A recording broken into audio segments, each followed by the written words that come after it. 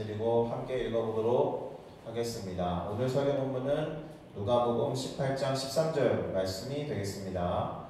누가복음 18장 13절을 다 같이 한 목소리로 읽어보도록 하겠습니다.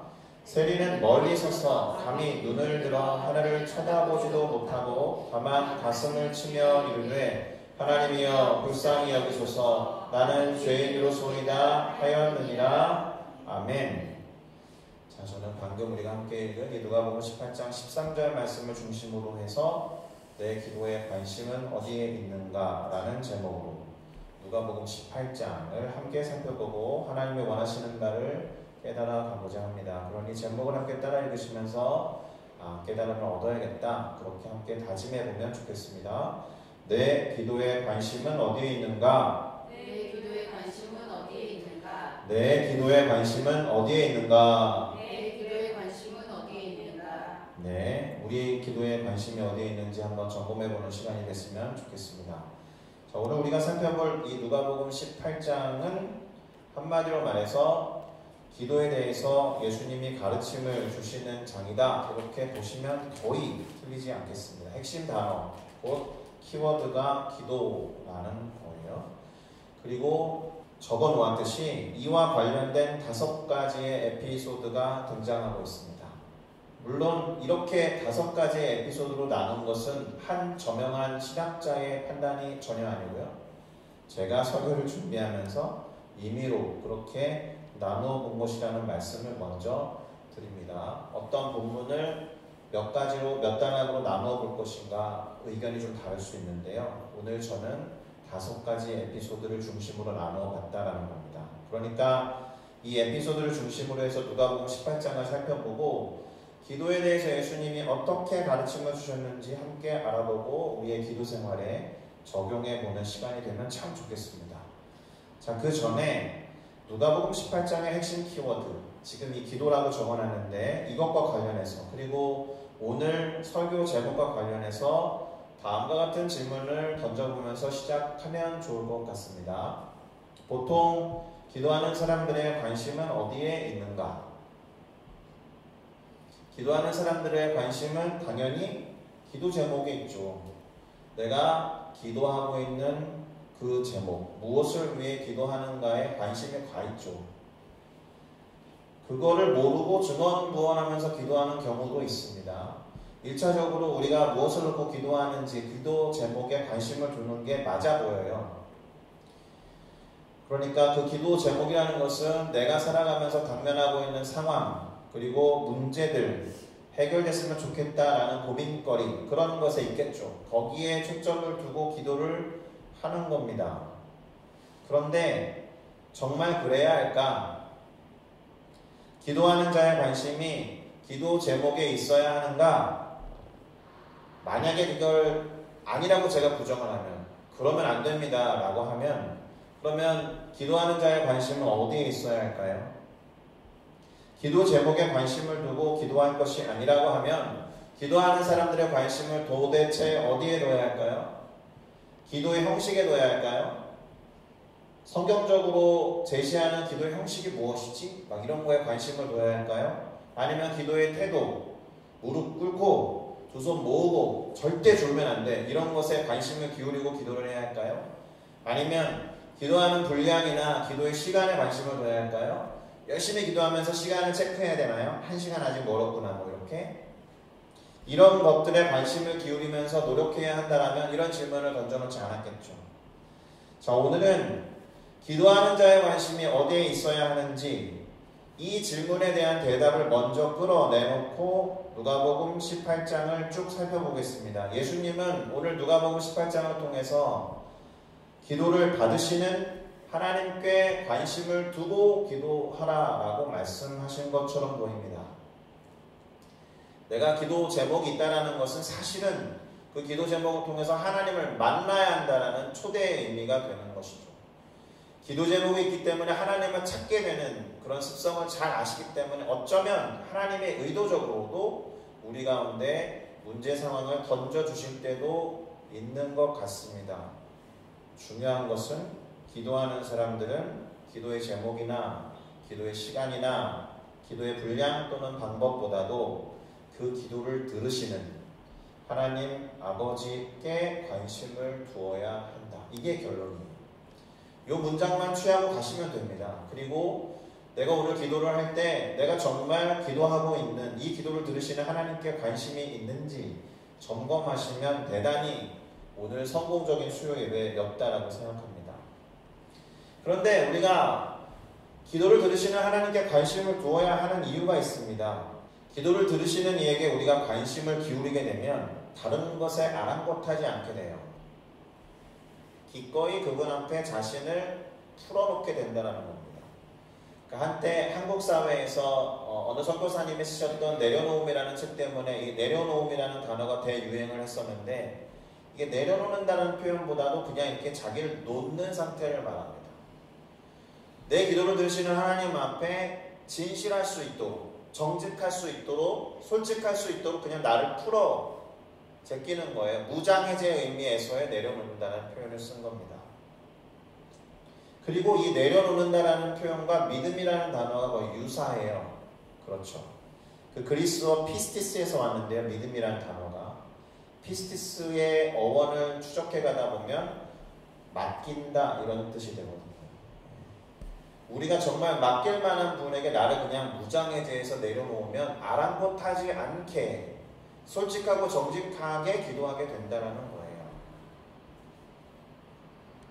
그 자체로 내가 믿는 대상에게 맡기기 위해서 풀어놓아라 이런 의미가 되는 겁니다. 자, 그렇게 보면 자기 자신을 무장해제한 사람들, 정직하고 진실하게 기도했던 사람들에 관한 에피소드들이 기록되어 있다고 보시면 돼요. 그 5가지 이야기를 각각 살펴보면서 누가복음 18장을 이해해 보도록 하겠습니다. 첫 번째 에피소드는 1절부터 8절에 나오는데요.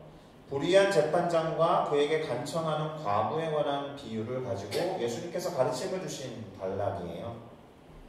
자, 본문은 예수님이 왜 이 비유로 설명하셨는지 그 이유를 적어놓고 시작하고 있습니다.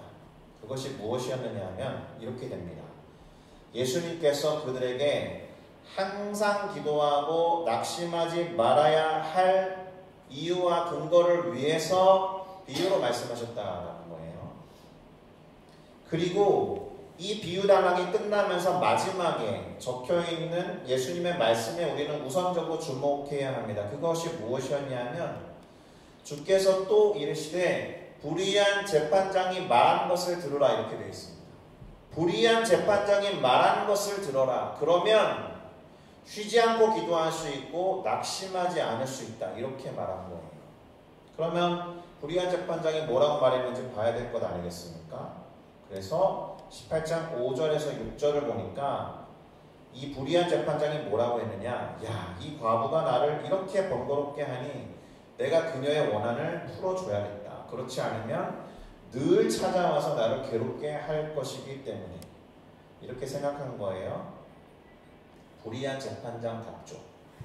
이 사람의 문제가 옳고 그름에 어떻게 걸려 있는지 너무 안타까우니까 풀어줘야겠다가 동기가 아니고 자기가 성가시니까 내가 괴롭기 싫어서 내가 번거롭기 싫어서 그렇게 한다는 거예요. 그리고 이 구절에 보면은 하나님을 내가 두려워하지 않고 사람을 무시했다. 이거 자기가 인정하고 있거든요.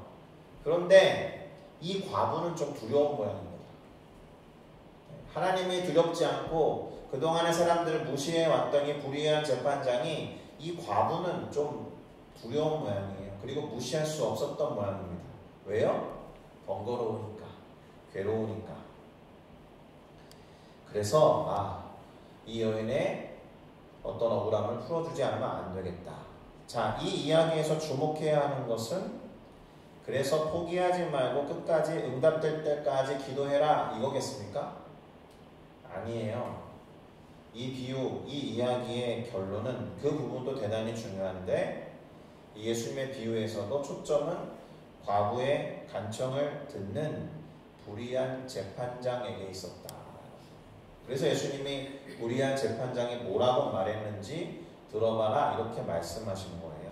이 불의한 재판장이 한 말을 들으면 포기하지 않고 열심히 끝까지 기도할 수 있다라고 말씀하시는 것 같다라는 거예요.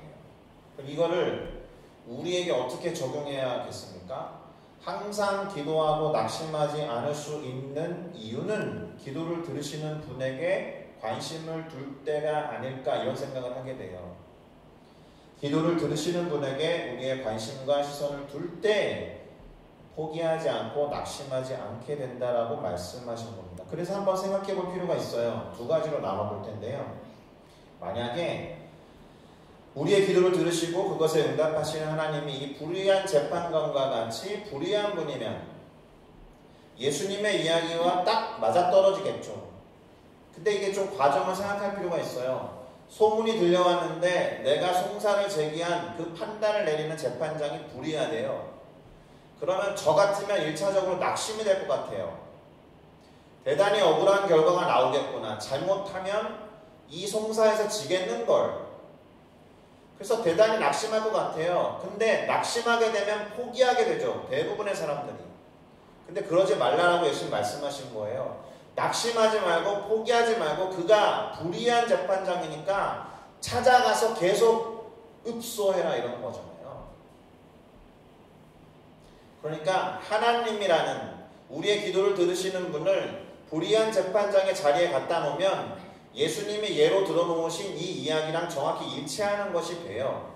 그때는 우리의 의지가 필요한 거죠. 결론을 먼저 말씀드리면 불의한 재판장이 번거로움과 괴로움을 피하기 위해서 원한을 풀어주고자 했던 것처럼 낙심하지 않고 기도를 포기하지 않으면서 끝까지 간청해야 한다라가 우리의 기도를 들으시는 하나님이 혹시 불의한 재판장이 되셔도 그래야 한다 이런 이야기잖아요. 그런데 제 고민과 문제는 어디에 있느냐 하면 하나님은 불의한 재판장이 아니잖아요. 그렇죠? 하나님은 의로운 재판장이 되시잖아요. 그때 되려 문제가 벌어져요. 무슨 말이냐? 기도를 들으시는 분이 의로운 재판장이라고 하면 낙심할 일이 없죠. 정확한 판단을 내리실 테니까 순리대로 될 거야 라고 생각할 거예요. 재판장이 의로우니까. 그래서 재판장이 의롭다라는 믿음만큼 적절하게 구하고 결과를 기다리게 되겠죠. 끊임없이 찾아가서 읍소할 필요가 없어요. 그러면 이것을 기도에 적용해보면 뭐라고 할 수 있어요? 하나님의 의로우시고 좋은 분이시기 때문에 낙심할 일은 없겠지만 아이러니하게도 항상 기도하는 것이 반대로 어려워져요. 그래서 그런 말씀하시는 분들 있어요. 하나님이 다 들으셔. 기도를 그렇게 애쓰면서 부르짖어서 할 필요가 없어. 이렇게 말씀하시는 분들 있잖아요. 맞는 말처럼 보이지만 지금 이 말은 어디에 관심을 둔 거예요? 기도의 형식, 기도의 방법에 관한 이야기였잖아요. 그렇게 기도 안 해도 돼. 사실은 하나님에게 관심을 둔다라면 방법이나 형식은 아무 상관이 없는데요. 그러면 이제 해결은 안 돼요. 하나님이 참 좋으신 분이시고 의로운 분이면 그냥 맡겨놓고 있으면 되니까 결과가 나올 때까지 기다리면 되겠죠. 기도는 기다리는 과정을 포함합니다. 계속 기대하고 소망하는 것이 기도에 포함되어 있기 때문에 그렇게 하는 것 자체가 기도의 연속이라고 생각할 필요가 있습니다. 예수님은 기도를 쉬지 말 것에 대해서 말씀하고 계신 거예요. 그러려면 기도를 쉬지 않는 것보다 그 이전에 뭐가 중요하냐? 낙심하지 않는 게 중요한 거예요. 자, 그러면 이 에피소드를 마무리하기 위해서 예수님이 하신 말씀을 끝까지 살펴봐야 되는데 본문 6절에서 8절을 읽어보겠습니다. 불의한 재판장이 말한 것을 들으라. 하물며 하나님께서 그 밤낮 부르짖는 택하신 자들의 원한을 풀어주지 아니하시겠느냐? 그들에게 오래 참으시겠느냐? 내가 너희에게 이르노니 속히 그 원한을 풀어주시리라. 그러나 인자가 올 때에 세상에서 믿음을 보겠느냐 하시니라.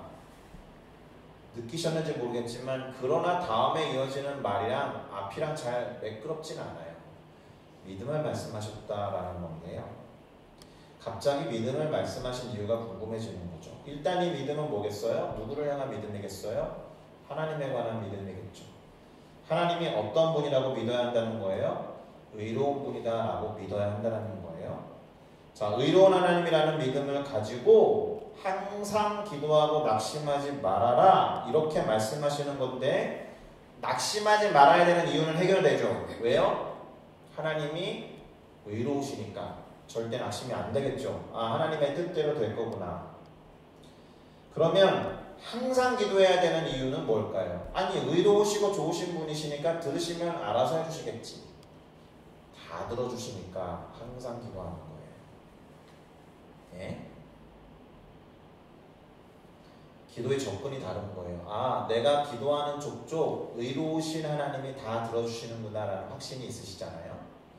그러면 기도를 쉼없이 하게 됩니다. 마치 재미있고 즐거운 일을 계속 재미있으니까 계속 하는 것과 같은 이치인 거예요. 불의한 재판장은 혹시라도 이 사람이 판결을 왜곡되게 하거나 내 소원을 무시하지 않을까 싶어서 계속 찾아가서 계속 강구하고 낙심하지 않기 위해서 그렇게 하는 거라면, 의로우신 재판장이 되시는 하나님 앞에는 그렇게 떼쓰는 게 아니라, 아, 의로우신 하나님이니까 다 들어주시겠구나, 기도의 재미를 아는 사람이 쉬지 않고 끊임없이 항상 대화하고 기도할 수 있다라는 것입니다. 그래서 믿음이 중요하다. 아, 하나님의 의로운 분이구나 라는 믿음. 항상 기도하며 낙심하지 말라고 하셨기 때문에, 아까 처음에 이랬죠. 제가 항상 기도하고 낙심하지 말아라 라는 말을 하기 위해 이 이야기를 꺼냈는데, 이 문장을 이렇게 완성해야 돼요. 믿음을 가지고 항상 기도하며 낙심하지 말아라. 하나님이 좋으신 분이시기 때문에 다 들어주신다라는 믿음을 가지고 기도의 재미를 가지고 쉬지 않고 계속 즐겁게 기도해라. 믿음이 왜 중요해요? 믿음은 믿는 대상을 향한 태도와 관련되잖아요. 그러니까 기도하는 자의 관심이 하나님께 있기 위해서라도 믿음이 중요한 겁니다.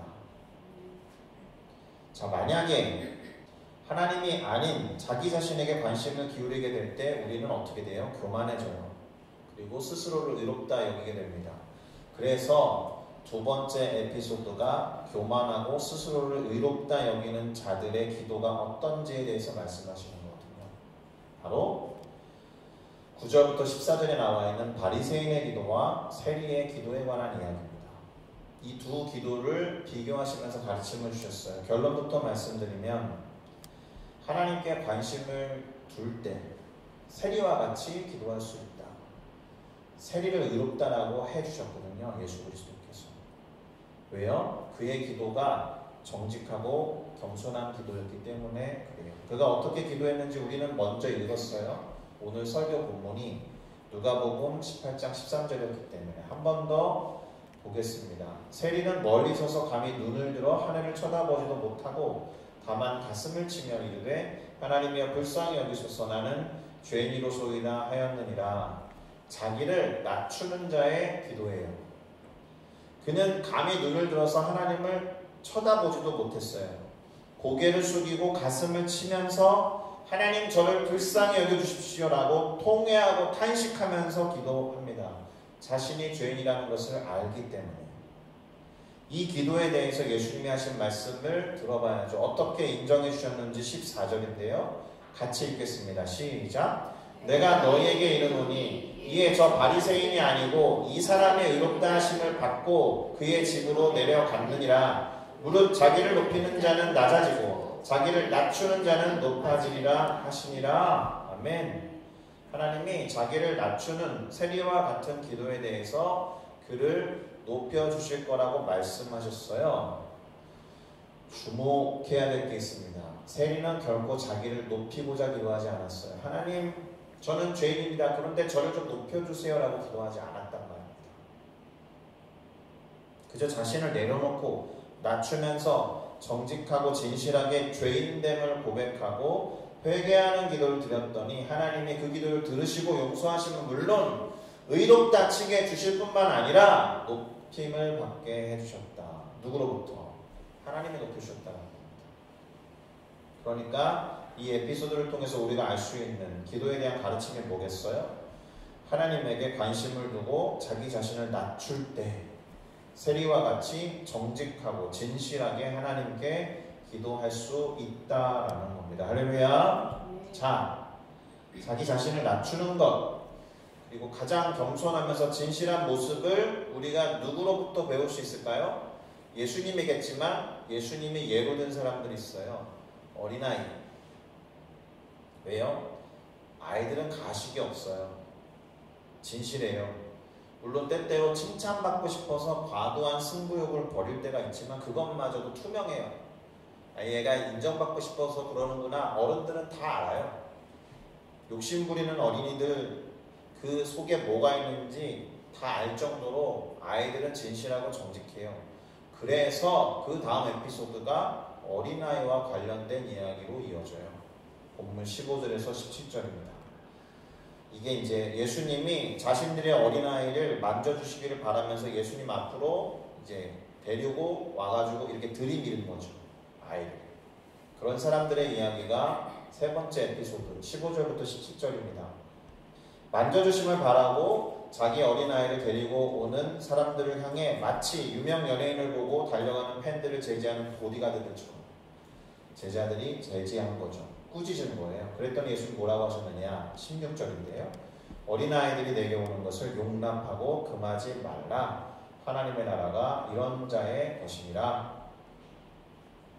자, 어린아이들이 당신에게로 오는 것을 용납하고 금하지 말라라고 하신 것까지는 좋았는데 갑자기 이제 하나님 나라에 관한 이야기로 점프하는 겁니다. 아, 하나님 나라에 관한 가르침을 주시고자 하는 것이구나. 또는 하나님 나라에 들어갈 만한 사람들은 이런 자구나. 어린아이와 같은 자의 것이구나. 이렇게 말씀하신 거예요. 그러면서 다음 9절 17절이 이렇게 기록합니다. 같이 읽을까요? 시작. 누구든지 하나님의 나라를 어린아이와 같이 받아들이지 않는 자는 결단코 거기 들어가지 못하리라. 받아들여야 한다는 거예요. 이게 전후 맥락을 고려하면 거기에만 관심을 두고 정직하고 순수하게 진실하게 겸손하게 티 없이 맑게 받아들이는 자에게 하나님의 나라가 주어진다. 이렇게 말씀하신 겁니다. 의심 많고 따지고 그건 왜 그런 거야? 이렇게 되기 시작하면 물론 어린아이들의 모습도 그런 모습이 없지는 않지만 받아들이기 어렵죠. 머리가 커지면 커질수록 그리고 합리성이 증가하면 증가할수록 하나님이라는 존재에 대해서 질문이 많아지죠. 그게 하나님을 알고 싶어서 던지는 질문이 아니라 믿지 않기 위해서 최대한 걸어 잠근 마음을 가지고 하는 경우가 많이 있죠. 그런 분들에게 하나님의 나라가 주어지기 쉽지 않다라는 거예요. 이와 같은 대화가 너무나도 자연스럽게 다음 에피소드로 또 이어져요. 하나님 나라에 관한 이야기를 꺼내자마자 한 관리가 찾아와요. 그리고 그 사람은 영생에 대해서 물어봅니다. 본문 18절부터 34절인데요. 네 번째 에피소드는 영생에 대해서 물으러 온 관리와 예수님께서 대화를 나누시고 가르침을 주신 다음 그 다음에 이어진 또 제자들과의 대화로 이어집니다. 한 관리가 찾아와서 예수님에게 묻죠. 내가 무엇을 해야 영생을 얻으리까? 이렇게 물은 거예요. 예수님이 어린 아이들을 가리키면서 하나님 나라에 대해서 말씀하셔서 그랬는지 이 사람이 이렇게 물어본 거예요. 그러니까 예수님이 이 질문에 답하셔야죠. 율법에 대해서도 물으셨습니다. 율법에 뭐라고 되어 있느냐 그랬더니 이 사람이 율법을 잘 지켰다 이런 이야기를 하니까 18장 22절에서 뭐라고 하셨습니까? 내게 아직도 한 가지 부족한 것이 있으니 내게 있는 것을 다 팔아서 가난한 자들에게 나눠주고 그렇게 되면 하늘에서 너에게 보화가 있을 것이고 그런 다음에 와서 나를 따르겠냐 이렇게 말씀하신 거예요. 그랬더니 이 사람이 재산이 많아서 고민하고 돌아갔다라는 게 이 단락의 마무리입니다. 그 후에 예수님이 뭐라고 하셨습니까? 재물이 있는 자는 하나님의 나라에 들어가기가 얼마나 어려운지 낙타가 바늘귀로 들어가는 것이 부자가 하나님 나라에 들어가는 것보다 쉽다 이렇게 말씀하셨습니다.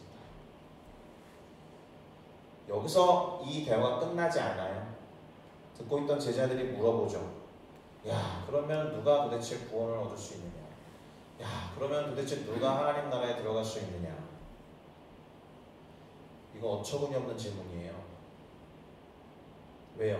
방금 전까지 예수님이 하나님 나라가 어떤 자들의 것이다 라고 말씀하신 다음에 부자 청년이, 부자 관리가 와서 나눈 대화 때문에 야, 누가 구원 얻어서 하나님 나라에 들어갈 수 있느냐라고 물어본 거잖아요. 예수님이 방금 전까지 말씀하신 가르침을 까먹은 거예요, 이 사람들이. 순수하고 정직하며 겸손해서 하나님께 관심을 두는, 하나님 나라를 그대로 받아들일 수 있는 어린 아이와 같은 사람이 구원을 얻어서 하나님 나라에 들어갈 수 있다라고 분명히 말씀하셨는데, 부자 청년이 와가지고 하나님 나라 곧 영생을 어떻게 얻을 수 있습니까? 라는 질문에 살짝 간섭이 일어난 거죠. 까먹은 거예요. 대단히 어리석은 우문입니다. 그래도 예수님 스승이시니까 인내심을 가지고 더 중요한 가르침을 주십니다. 부자도 안 되고 율법을 온전하게 지켰다고 하는 이가 들어가기가 어렵다고 하니까 그럼 도대체 누가 들어간다는 거지? 어떻게 해야 들어갈 수 있지? 이렇게 넋두리에 가까운 질문에 대해서 예수님이 다음과 같이 말씀하십니다. 18장 27절 무릇 사람이 할 수 없는 것을 하나님은 하실 수 있다. 할렐루야. 그래서 관심을 누구에게 두라고요? 하나님에게 두어야 한다는 겁니다. 할렐루야. 그랬더니 이제 베드로가 이렇게 말합니다. 보소서 주님, 우리가 우리 것을 다 버리고 주를 따랐습니다. 누구랑 비교한 거예요? 방금 찾아왔던 그 한 관리랑 비교한 거예요. 그 사람은 가진 게 많아가지고 내려놓지 못하고 버리지 못하고 예수님을 따르지 못했지만 저희는 우리가 우리 것을 다 버리고 주님 따랐습니다. 그러니까 우리는 영생을 얻을 수 있는 게 아닌가? 이런 질문 확인받고 싶었던 것 같아요. 베드로가 자신의 선택이 옳았다라는 것을 예수님 그렇게 말씀하십니다. 본문 29절에서 30절인데요. 함께 읽어보겠습니다. 내가 진실로 진실로 너에게 이르노니 하나님의 나라를 위하여 집이나 아내나 형제나 부모나 자녀를 버린 자는 현세 여러 배를 받고 내세 영생을 받지 못할 자가 없느니라. 영생을 받을 것이다 라고 답해 주셨는데요. 그러니까 이 이야기를 들은 베드로는 그 누구보다도 크게 아멘을 외쳤겠죠. 자신의 선택이 옳았을 거다라고 생각하고. 그런데 베드로를 비롯해서 이 이야기를 듣던 제자들은 내세에서 받는 영생보다 현세에서 받는 여러 배, 그것에 관심을 기울였던 것처럼 보여요. 왜냐하면 그 다음에 이어지는 장면에서 예수님이 하신 말씀을 알아듣지 못하거든요. 이 친구들이. 예수님께서 예루살렘에 가면 구약의 선지자들을 통해서 말씀하신 것들이 이루어지고 다 응하게 될 거야. 이렇게 말씀하셨어요. 예를 들면 이방인들에게 넘겨질 거다. 희롱을 당하고 능욕을 당할 거다. 그들은 당신에게 침을 뱉을 거다. 채찍질을 할 거다. 죽일 거다. 그러나 내가 3일 만에 살아날 거야. 이렇게 말했거든요. 잘 보세요. 당장 눈앞에서 벌어지는 현실에 관한 이야기를 예수님이 이렇게 하신 거예요. 내세에 관한 이야기가 아니고. 부정하고 싶었는지 모르겠는데 이 사람들이 왜 현실에서 받는 몇 배의 어떤 혜택에 관심을 두고 있었는지를 아느냐? 예수님이 당장 예루살렘에 가면 벌어지는 현실에서 일을 말했는데 그걸 못 알아들어요. 왜요? 지금 말씀하신 예수님의 말씀과 다르니까 이 현실의 삶에서 몇 배의 축복을 받을 거다라고 기분 좋아하고 있는데 예루살렘에 가면 잡혀갈 것이고 희롱당할 것이고 능욕을 당할 것이고 침뱉음 당할 것이고 채찍질 당해서 죽을 거야. 안 들어오죠 귀에. 이런 말씀을 직접적으로 정말 예수님이 사복음서 어디에도 이렇게 대놓고 말씀하신 일이 없거든요.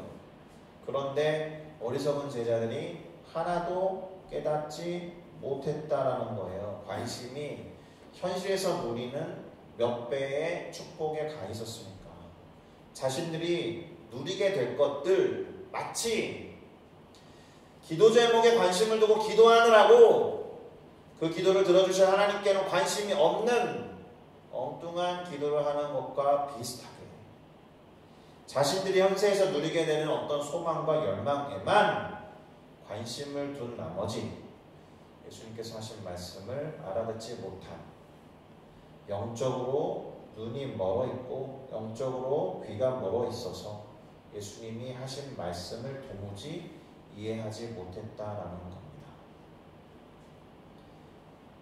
이 누가복음 18장이 재밌는 게 뭐냐면, 그래서 맹인이 나와요. 제자들 앞에 갑자기 간청하는 맹인이 등장합니다. 영적으로 눈 멀고 귀 멀어서 예수님이 하신 말씀을 알아듣지 못하고 바라보지 못하는 사람들 앞에 떡하니 갑자기 간청하는 맹인이 나타난다는 거예요. 35절에서 43절 마지막 에피소드인데, 예수님이 오늘 본문을 여시면서 비유로 과부의 모습 보여줬잖아요. 불의한 재판장에게 끝까지 간청하는, 사실 그 사람과 대단히 오버랩되는 존재예요. 한 맹인이 길가에서 앉아서 구걸을 해요. 그런데 많은 사람들이 지나가는 소리를 듣게 되죠. 원래 앞을 못 보면 청력이 발전하잖아요. 대단히 발달하잖아요. 그래서 묻죠. 무슨 일이냐? 사람들이 말해요. 나사렛 예수가 지나가고 있다. 듣자마자 외치는 거예요. 다윗의 자손 예수여, 나를 불쌍히 여기소서. 체면, 부끄러움 다 필요 없어요. 다윗의 자손 예수가 지나간다고 온통 관심이 그에게 향했기 때문에 아랑곳하지 않고 자신을 무장해제하고 되는 게 없으니까 소리를 고래고래 지른 겁니다. 다른 것에 관심을 기울여서 자신들이 영적인 맹인인지도 모르는 제자들 앞에 반대로 예수님이 어떤 존재인지, 물론 간절한 기도의 제목이 있었을 테니까 그렇게 부르짖었겠지만, 제자들이 꾸짖어서 말하지 못하게 했음에도 불구하고 더 크게 소리 질러서 다윗의 자손이여 나를 불쌍히 여기소서, 보디가드 역할을 했던 제자들을 아랑곳하지 않고 창피함을 무릅쓰고 자신을 다 풀어놓았던 이 맹인이 계속 외치는 거예요. 그래서 드디어 예수님이 그에게 말씀을 건네시죠. 네가 무엇을 하여 주기를 원하느냐? 관심을 주님에게 두었을 때 주님이 이렇게 물어오신다면 이 기도는 성공한 거예요. 관심을 하나님께 두고 하나님을 찾을 때 내 마음속에서 하나님이 네가 원하는 것이 무엇이냐라는 음성이 들려오면 이 기도는 응답되는 것일 거예요. 그러니 말해야죠. 주여, 보기를 원합니다. 앞을 보기를 원합니다. 또는 지금 제 앞에서 말씀하시는 당신을 보기 원합니다. 이런 메시지였는지도 몰라요. 함께 동행하고 있는 제자들은 눈이 멀어서 예수님을 못 알아보고 있었는데, 눈이 멀어가지고 신체적이고 육체적으로 눈이 멀어있는 이 사람은 내 앞에서 내가 무엇을 하기를 원하느니 이렇게 물어오는 주님을 보고 싶어 했을 수도 있겠다. 그래서 예수님 말씀하십니다. 네 믿음이 너를 구원하였다. 믿음을 또 말씀하시는 거예요. 앞에서 불의한 재판장에게 간청하던 여인의 이야기를 마무리하시면서도 내가 그와 같은 믿음을 보겠느냐라고 하면서 역설적으로 믿음을 말씀하신 것과 마찬가지로 이 맹인에게서 믿음을 보신 겁니다. 인자가 나타날 때 믿음을 보겠느냐? 제자들에게 하신 말씀과 질문을 우리는 기억해야 하는 거예요. 제자들에게서는 못 본 믿음을 예수님은 지금 이 맹인에게서 본 것인지도 모릅니다. 그래서 어떻게 되었습니까? 그 사람이 곧 보게 되어서 하나님께 영광을 돌리며 예수님을 따랐다라고 되어 있습니다. 할렐루야. 자, 이렇게 오늘 누가복음 18장을 5개의 에피소드로 살펴본 거예요. 결론이 뭐예요? 기도를 들어주시는 하나님께 관심을 기울여라. 기도 제목 자체 말고, 눈앞에 보이는 소망과 그런 거 말고, 그리고 그 하나님이 의로운 재판장과 같다라고 믿는 사람은 결코 자기 스스로를 높이거나 의롭다 여기지 않을 뿐만 아니라 교만하지 않고 되려 자신을 낮추고 그 하나님 앞에 자신을 풀어놓을 것이다. 아랑곳하지 않고 눈치 보지 않고 부끄러워하지 않고 눈물 콧물 다 쏟아내면서 진실하고 정직하게 나아갈 것이다. 간청하는 과부, 그리고 장님과 같이 낙심하지 않으면서 포기하지 않고 항상 그렇게 부르짖을 거다. 왜요? 좋으시고 의로우신 분이 들으실 테니까. 낙심할 이유가 없다고 말씀드렸고, 기도를 포기하지 않겠죠. 왜요? 들어주신다는 것을 경험하면 경험할수록 끊임없이 기도할 거예요. 이 말씀을 오늘 우리에게 들려주신 것이 아니냐. 자, 그러니 우리의 시선과 관심을 주님께 두어야 할 줄로 믿습니다. 그분이 의롭다, 그분이 좋으시다, 그렇게 믿고 여긴다라면 더욱더 그래야 하는 거예요.